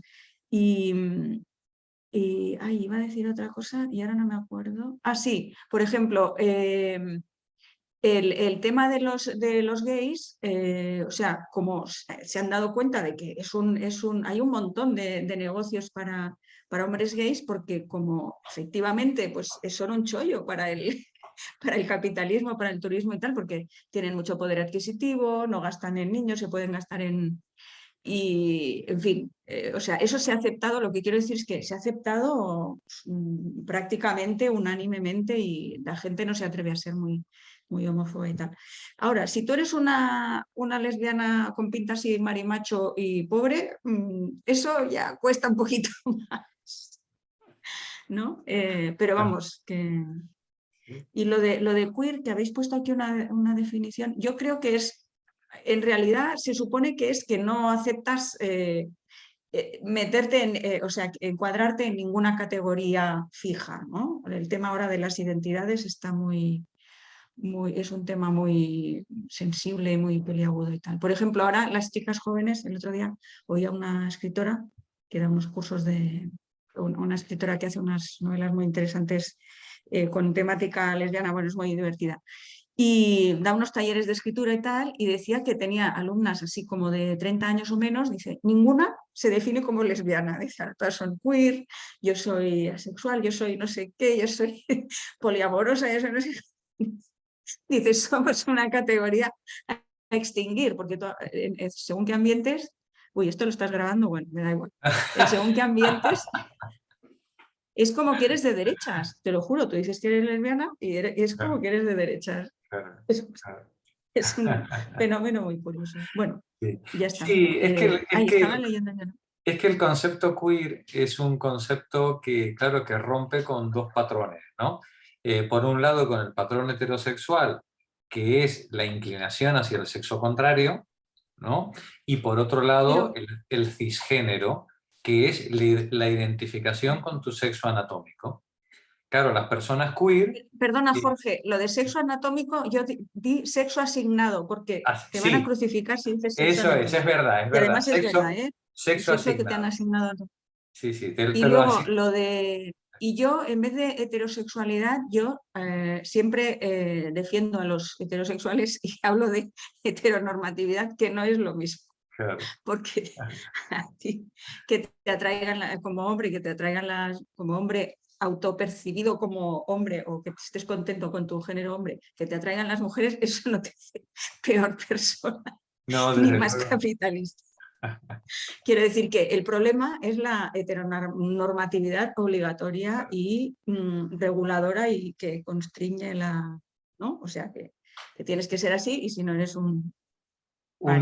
eres queer, eres un bicho raro, claro. Me gusta mucho, Eva, la precisión terminológica que has hecho, porque a veces me ha gustado hablar de heteronormatividad y no de heteronormatividad. Sí, está muy bien. Ahora hablar de biología es un problema. Esa biología. O sea que hay que ir con lo que me gusta a mí la biología. Sí, yo siempre digo la biología, claro que existe la biología. Lo malo es que la queremos hacer encajar en nuestros órdenes simbólicos, porque eso es lo que tenemos. Entonces, ahí hay para mucha gente eso supone mucha violencia, es verdad. Pero que la biología, claro que existe. O sea, si hay que hablar de cuerpos gestantes, bueno, pues es verdad, pero es que si no hay un útero y unos ovarios y tal, eso no quiere decir que si tú te sientes de otro género o prefieres no encuadrarte en ningún género, a mí eso me parece que está estupendo, no hay ningún problema, por supuesto. Adelante, que cada quien se sienta como quiera, pero bueno, que la biología ahí está, para bien y para... Ahí está. De hecho, bueno, la Brigitte es bióloga, ¿eh? Sí, ahora no estaba pensando en pero yo estaba pensando en concreto en la Brigitte, que no sé ella qué dice sobre este tema. Es bióloga. No. Si puedes colgar, Eva, las viñetas esas. Sí, porfa. Y echamos es que lo estaba buscando y no sé si es en este libro yo tengo un libro de ella, pero no sé si eso lo hizo en ya lo buscaré, porque seguro que lo encuentro por ahí, que era muy interesante, como una especie de círculos de... Muy bien. Sí. ¿no? En plan trilema, ¿no? En plan trilema, que no puede ser las tres cosas al mismo tiempo, ¿no? Sí. Julián, continúa tú la lectura, por favor. Fuera de la familia...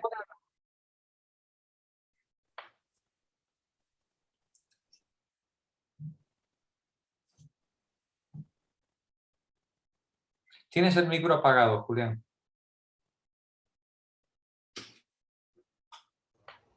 ¿Ahora? Ahora. Perdón. Repito. Fuera de la familia, también lo que se acepta como liberación sexual recicla a menudo los valores capitalistas. Nuevas culturas heterosexuales basadas en rollos transitorios y citas online, instan a las mujeres jóvenes a ser dueñas de su sexualidad, pero continúan clasificándolas por su apariencia tal como la definen los hombres. Al exhortar a la soberanía individual, discursos neoliberales presionan a las mujeres para que agraden a los hombres, dando carta blanca al egoísmo sexual masculino a la manera típicamente capitalista. Asimismo, nuevas formas de normalidad gay presuponen la normalidad capitalista. Las clases medias gay emergentes se definen en muchos países por sus modos de consumo y sus pretensiones de respetabilidad. No solo la aceptación de este estrato coexiste con la continua marginación y represión de la gente queer pobre, en especial de las personas queer de color, sino que también figura en el lavado rosa, por cuanto los que están en el poder proclaman aceptar a los homosexuales que piensan correctamente y viven correctamente con la finalidad de legitimar proyectos imperialistas y neocoloniales. Claro, claro, digamos, eso es lo que decía antes Eva, ¿no? Si tú eres de cualquiera de los grupos no heteronormativos, pero formas parte del sistema y formas parte del sistema opresor y represivo, ¿no? Pues entonces vas a ser perfectamente aplaudido como lo más de la modernidad, ¿no? Continúa, Julen. Me he perdido, ¿dónde estoy ahora? Por ejemplo,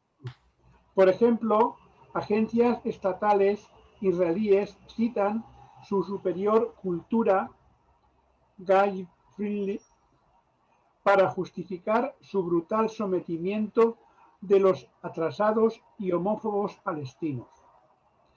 De manera similar, algunos liberales europeos invocan su propia tolerancia ilustrada hacia el colectivo LGTBTQ+, para legitimar su hostilidad contra los musulmanes, a quienes igualan indiscriminadamente con el reaccionarismo, mientras que dan paso libre a autoritarios sexuales no musulmanes.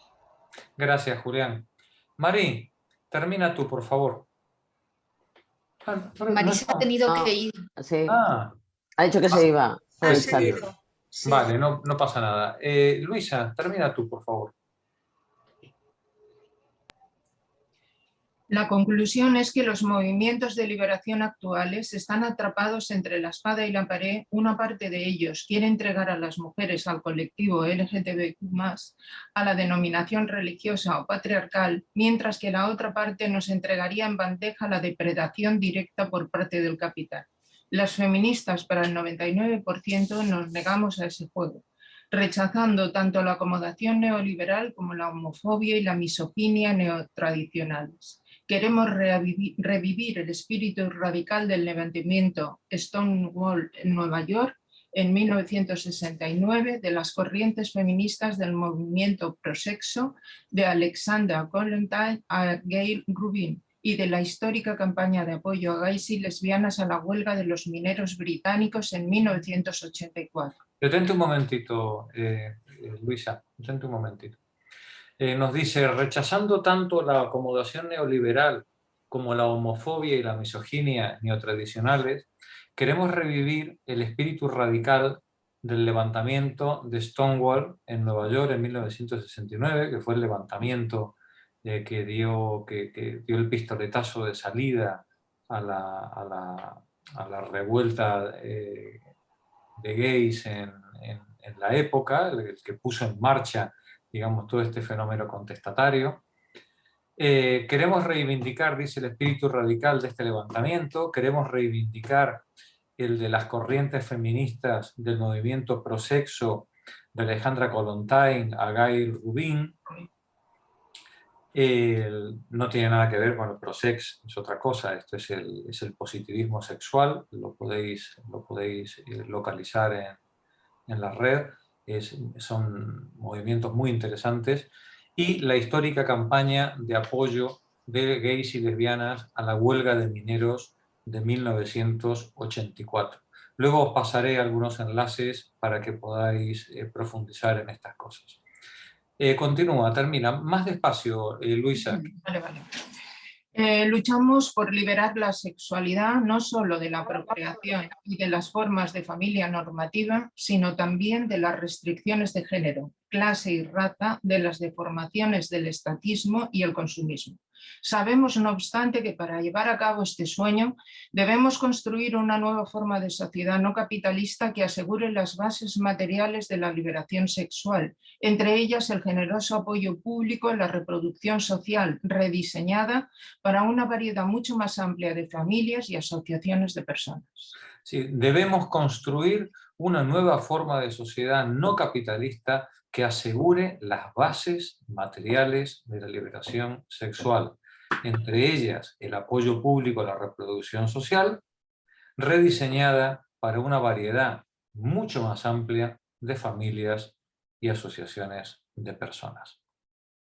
Pero todo eso yo, en la parte anterior que hablaba de las victorias que se habían conseguido desde el punto de vista de la legislación, aunque no es el camino ni lo resuelve todo, pero al menos hay un punto donde apoyarse.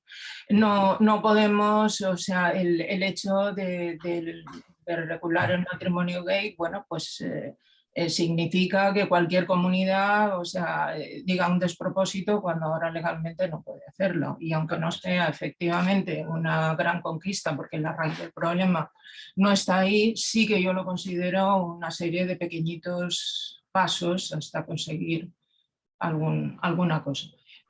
Yo donde veo realmente el grandísimo problema es en la reproducción, en la posición de la mujer frente a la reproducción, y efectivamente dice, hablamos de algo rediseñado para la variedad mucho más amplia, pues naturalmente, pero mientras tanto el problema de la reproducción y del papel de la mujer en ese momento, cómo va perdiendo pasos y cómo se le va haciendo cada vez más estrecho el espacio donde se mueve, a mí me parece un punto de inflexión donde habría que pararse un poquito, porque puestos a fabular, claro que creeríamos en una sociedad diseñada de otra manera, pero como tú muy bien decías, ante unas cosas, pero mientras tanto, ¿qué? Mientras tanto, ¿qué? Claro. ¿Por qué? No, está claro que las leyes no dan la solución. No. Pero son una parte de la solución. Es un punto de apoyo. Sin un sistema, al menos un reconocimiento legal le permite a las víctimas protestar y exigir la reparación. Que luego a lo mejor llegan a tribunales y nadie les hace caso, ¿vale? Sí, hay una situación injusta o cualquier cosa. Hay una situación injusta, efectivamente, ¿no? Pero el reconocimiento legal es uno de los pasos fundamentales, claro, sin los que no se podría funcionar. A ver, Jorge, que el título de la tesis, yo pensaba que se trataba de regular o abolir. Aquí parece que no, ni regular ni abolir, ¿no? Perdona, dices el título de la tesis cuando dice el capitalismo trata de regular la sexualidad, ¿no? Pero no se trata de, la alternativa no es abolir. No es abolir la sexualidad, es liberarla, es que cada uno pueda hacer lo que le dé la gana sin que tenga que pagar el precio de no estar acorde con lo que la sociedad le demanda. Vale. Claro.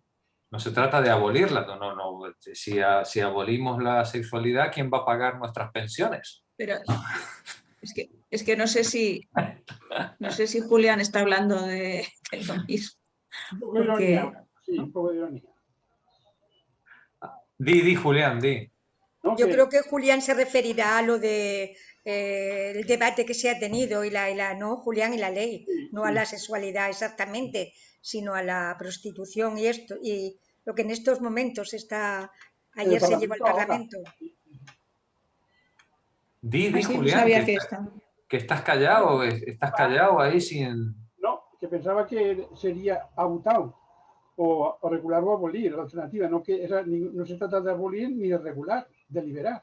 De liberar, claro, claro. Le estamos hablando de la sexualidad, Julián, no de las formas de explotación entre las que está la prostitución. Estamos hablando de la sexualidad. La sexualidad es la manera en la que los seres humanos se relacionan en el plano lúdico o reproductivo, ¿no? Eso liberarlo, que no esté sujeto a una normatividad impuesta. Vale, sí. ¿Sí? No, yo había yo qué sé, en vez de sexualidad, prostitución, pero no. No tiene nada que ver. No. La prostitución hay que abolirla. Lo que ocurre es que mientras tanto, mientras llegamos a ese sitio, pues algo habrá que hacer, ¿no? Entre las cosas que hay que hacer para poder abolir la prostitución, entre las cosas que hay que hacer está la de generar las condiciones de independencia material que impidan que una persona se vea obligada a soportar el cautiverio o la explotación sexual. Y eso es materialismo puro y duro, claro. Sí, claro. Es decir, que eliminar esa precariedad. No sé, pisos protegidos, viviendas, acceso a las viviendas con facilidad. Digamos que si los fondos buitre tienen acceso a la vivienda barata, que también lo tenga la gente, ¿no? Claro, el problema es que entonces los fondos buitres no tienen acceso a la vivienda barata. No hacen claro. Si es que 2 y 2 son 4, si es que tampoco es que da para mucha filosofía el asunto, ¿no? Pero digamos, tú tienes una renta mínima que le permita a la gente no tener que soportar una situación de esclavitud y una vivienda que le permita no tener que aguantar al indeseable que tiene a su alrededor, y seguro que una gran parte del problema de la prostitución ha quedado eliminado de raíz. Una gran parte, seguramente no todo, pero una gran parte ha quedado eliminada, solo con esas 2 cosas, ¿no? Bien, vamos a la tesis 9. 8. Perdón, no, tesis 8. Tesis 8. El capitalismo nació de la violencia racista y colonial. El feminismo para el 99% es, por lo tanto, antirracista y antiimperialista. Nani, por favor, adelante. Hoy, igual que en momentos anteriores de crisis capitalista aguda, la raza se ha convertido en un tema candente, exacerbado e intensamente discutido. Un populismo de derechas, agresivamente etnonacionalista y alentado por demagogos que pretenden defender mayorías agraviadas, deja de lado el lenguaje políticamente correcto y proclama a pleno pulmón la supremacía europea y blanca.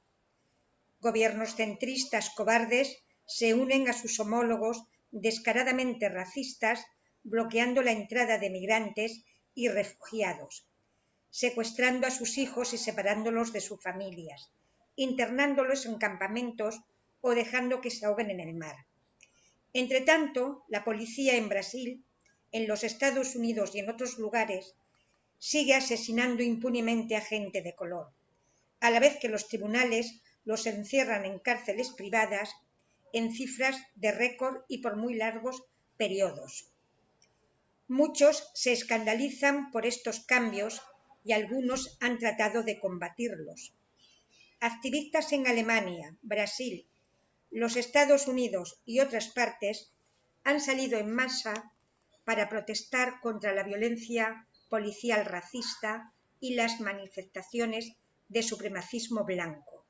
Los hay que luchan por dar un nuevo significado al término abolición, exigiendo el fin del encarcelamiento y la eliminación de el ICE. El Servicio de Control de Inmigración. Sí, la agencia del gobierno estadounidense encargada de fomentar las restricciones a la inmigración.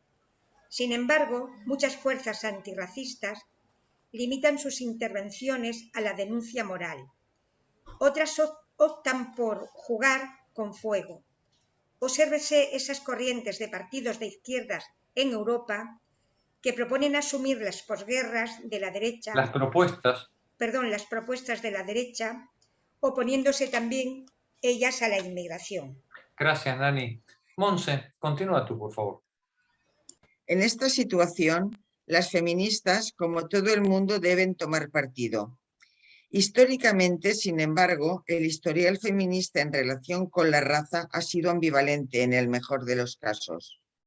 Influyentes sufragistas blancas de los Estados Unidos se dedicaron de forma explícita a diatribas racistas tras la Guerra Civil, cuando se concedió el voto a los hombres negros y se les negó a ellas.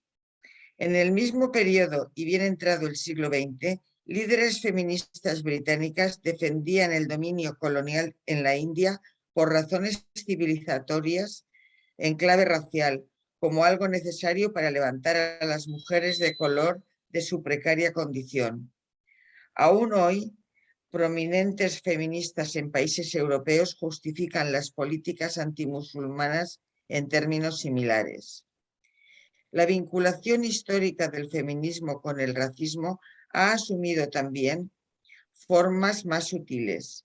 Incluso cuando no han sido explícitas o intencionadamente racistas, feministas liberales y radicales por igual han definido sexismo y cuestiones de género de una manera que universaliza erróneamente la situación de las mujeres blancas de clase media.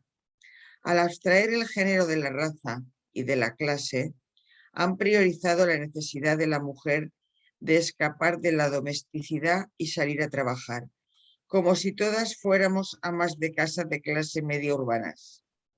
Siguiendo la misma lógica, destacadas feministas blancas en los Estados Unidos han insistido en que las mujeres negras solo pueden ser verdaderamente feministas si dan prioridad a una sororidad imaginaria, posracial y no racial por encima de la solidaridad antirracista con los hombres negros. Es solo gracias a décadas de decididos rechazos por parte de feministas de color, por lo que cada vez más esas perspectivas han sido vistas tal como son y ahora son rechazadas por un número cada vez mayor de feministas de cualquier color. Gracias, Monse. Maricruz, sigue tú.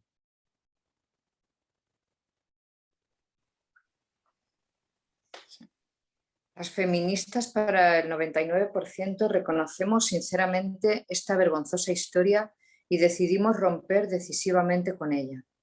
Entendemos que nada que merezca el nombre de liberación de la mujer se puede conseguir en una sociedad racista o imperialista.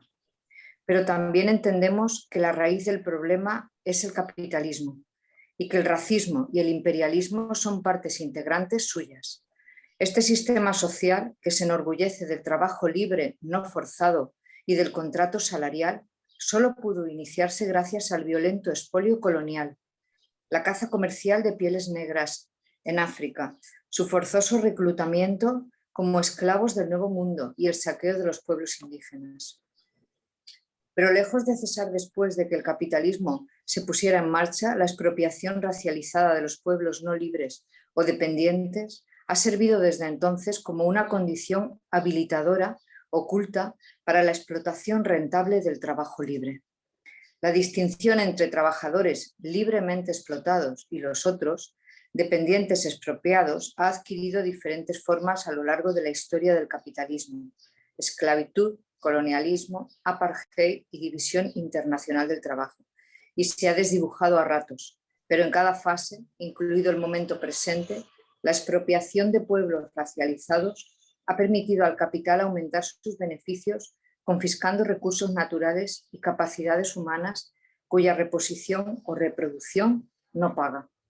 El capitalismo, por razones sistémicas, siempre ha creado clases de seres humanos racializados en las que se devalúa y se somete a expropiación a las personas y su trabajo.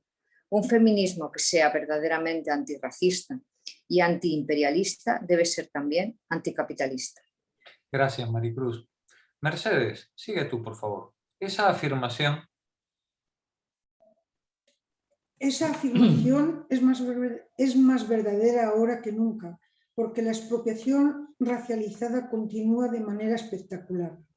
Al intensificar la deposesión mediante la deuda, el capitalismo neoliberal actual promueve la operación racial en todo lo ancho del mundo.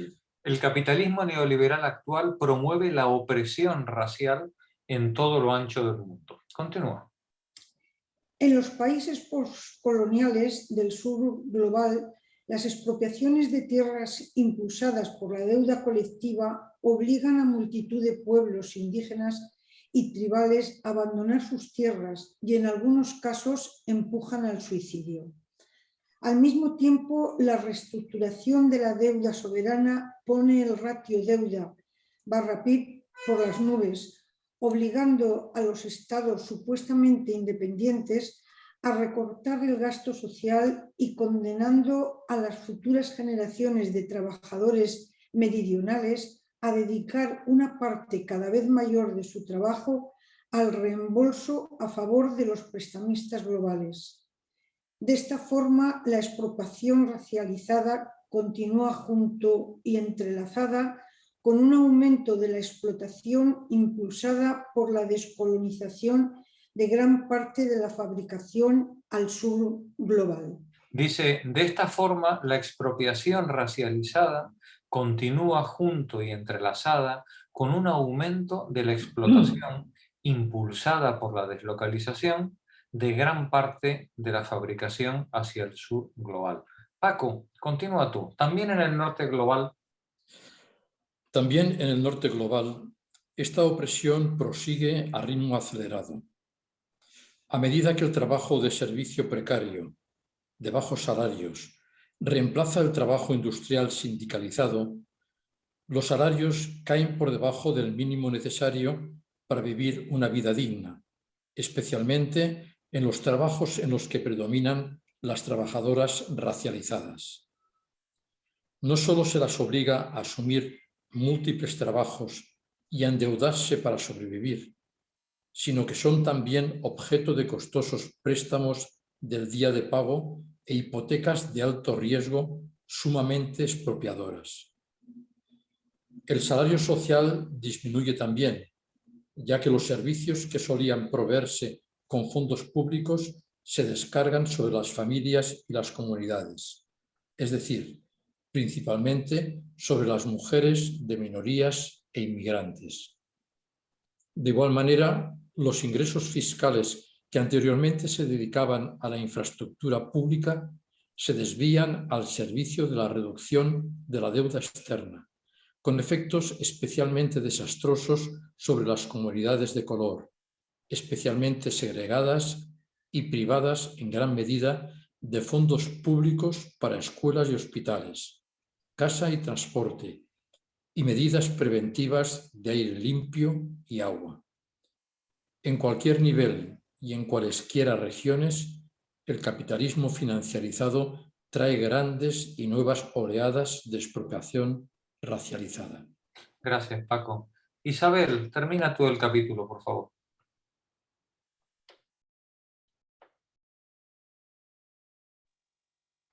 Los efectos de este esquema global en pirámide repercuten también en el género. Hoy, miles de mujeres de color inmigrantes están empleadas como cuidadoras y trabajadoras domésticas. Frecuentemente indocumentadas y lejos de sus familias, están a un mismo tiempo explotadas y expropiadas, obligadas a trabajar de forma precaria y barata, privadas de derechos y sometidas a abusos de todo tipo. Su opresión, fraguada por cadenas mundiales de cuidados, posibilita mejores condiciones para las mujeres más privilegiadas, que evitan algunas. Las que yo me refería anteriormente cuando decía que hay unas que se tendrían que desconstruir un poco. Así es, así es. Las tareas domésticas y ejercen profesiones exigentes. ¿Cuánta ironía supone, pues, que algunas de estas mujeres privilegiadas invoquen los derechos de las mujeres mientras dan apoyo a campañas políticas para encarcelar a hombres negros como violadores, perseguir inmigrantes y musulmanes y exigir que las mujeres negras y musulmanas asimilen la cultura dominante. La verdad es que el racismo e imperialismo y el etnonacionalismo son contrafuertes esenciales de la misoginia generalizada y del control sobre los cuerpos de todas las mujeres. Puesto que su acción nos perjudica a todas debemos luchar contra ellos con uñas y dientes, pero las proclamaciones abstractas de sororidad global son contraproducentes. Al tratar lo que realmente es el objetivo de un proceso político como si ya estuviera dado desde el comienzo, transmiten una falsa impresión de una uniformidad. Tal cual, le ha dado en el clavo, ¿eh? Claro, es que esta es la cuestión de fondo, ¿vale? Es decir, cuando hablamos de un feminismo para el 99%, no quiere decir que eso esté. Claro. Quiere decir que eso es lo que hay que construir. Y hay que construirlo junto con todas esas personas desclasadas, con todas esas personas que miran para otro lado, que no se sienten parte del problema, que sin embargo lo son, ¿no? Y precisamente lo son porque están mirando para otro lado. Ese feminismo del 99%, igual que la conciencia de clase trabajadora, es un objetivo a construir, ¿no? Sí. Continúa, Isabel. La realidad es que, aunque todas sufrimos opresión misógina en la sociedad capitalista, nuestra opresión asume formas diferentes. Los vínculos entre esas formas de opresión, no siempre inmediatamente visibles, deben traducirse políticamente, es decir, mediante esfuerzos conscientes que construyan solidaridad. Solo de esta manera, luchando de acuerdo con y a través de nuestra diversidad, podemos lograr el poder conjunto que necesitamos, si es verdad que esperamos transformar la sociedad. Bueno. Genial, ¿eh? Genial, ¿eh? Desde luego, ya lo has dicho, que el capítulo era fuerte. Sí. Son tesis magníficas todas. Jorge. Sí, Mercedes. Sí, que una cuestión. Que el otro día escuché, creo que lo escuché o lo oí, no recuerdo exactamente, cuando dices que hay que construir en este 99%, que es lo que tenemos que hacer, dice que teníamos que tener mentalidad de constructores de catedrales. Claro, muy bien, qué bonito. Y sí que pensé, digo, mira, me lo ha hecho pensar hoy todo el rato estos dos capítulos, que la verdad que son... Qué bonito. Y tiene una gran fuerza metafórica eso que acabas de decir. Sí, de verdad. Porque a mí me serenó. Sí, el constructor de catedrales o las constructoras de catedrales dejan su firma en cada piedra. Cada piedra no es la catedral, ¿vale? Es decir, ni mucho menos. Pero cada piedra es fundamental. Y además de ser fundamental, está puesta con tanto cariño que quien la pone la firma. Sí. ¿No? Me encanta esta analogía que has hecho. Sí, yo no quiero ser aguafiestas, pero las catedrales son un poco castradoras, ¿eh? A lo largo de la historia, las han construido los hombres, y el significante que deja en la sociedad desde siempre es muy, muy, muy castradoras. Aparte de las otras vertientes malas, la curia, la religión, pedofilia, o sea, un montón de cosas que yo... No, Isabel.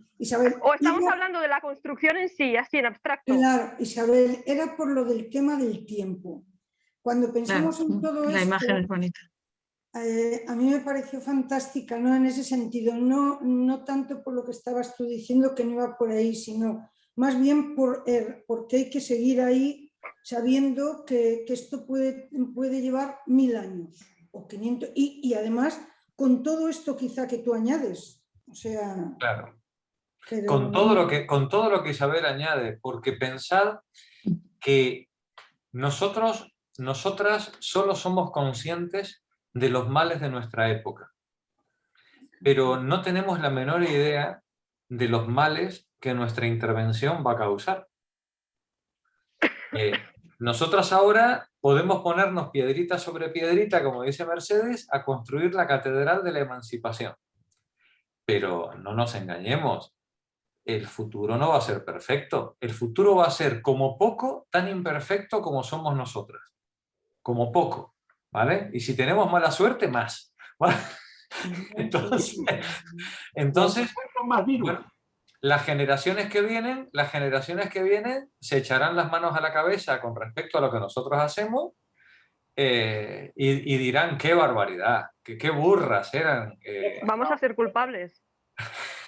Pero es que todos los frentes son, porque si recuerdo, colgaré un artículo, no sé si ha sido de La Vanguardia, no sé ahora el periódico, pero en Valencia concretamente el Palacio de Correos, este edificio tan hermoso que acaba la Generalitat, bueno, lleva unos años, pero ya es propiedad pública, pues parece ser que hay unas partidas muy importantes de educación y de la vivienda social para gente sin poder adquisitivo, etc., que se han ido a esa compra de ese edificio. Entonces, claro, sí, el señor Illuecas, que fíjate, bueno, te lo digo admirado y todo, colgaré el artículo, ¿eh? Entonces lo digo porque ya no es solamente lo que estamos leyendo, es que incluso por todas partes la agresión efectivamente del capital o del neoliberalismo, del liberalismo o de la socialdemocracia, llamémosles como queramos, está ahí, ¿eh? Colgaré el artículo. Pues independientemente de lo mal que lo hagamos, sí. Yo creo que hay tanto, digamos, hay tanto para hacer, hay tanto para hacer que no deberíamos tener ningún temor en meter torpedos al neoliberalismo por cualquier sitio, sí, porque es que realmente es que es un cáncer, ¿no?, lo que tenemos a nuestro alrededor. Así que si nos libramos de una parte de ello, pues bueno será. Y si, como dice Isabel, pues dentro de 100 años descubrimos que metimos la pata, chicos, pues que los que vengan detrás, pues que hagan lo que puedan, ¿vale? Como lo hicimos nosotros, ¿vale? Bueno, compañeras, seguimos el miércoles que viene. Hasta mañana. Adiós, gracias. Hasta mañana, las marxistas. Buenas noches. Adiós, buenas noches. Adiós.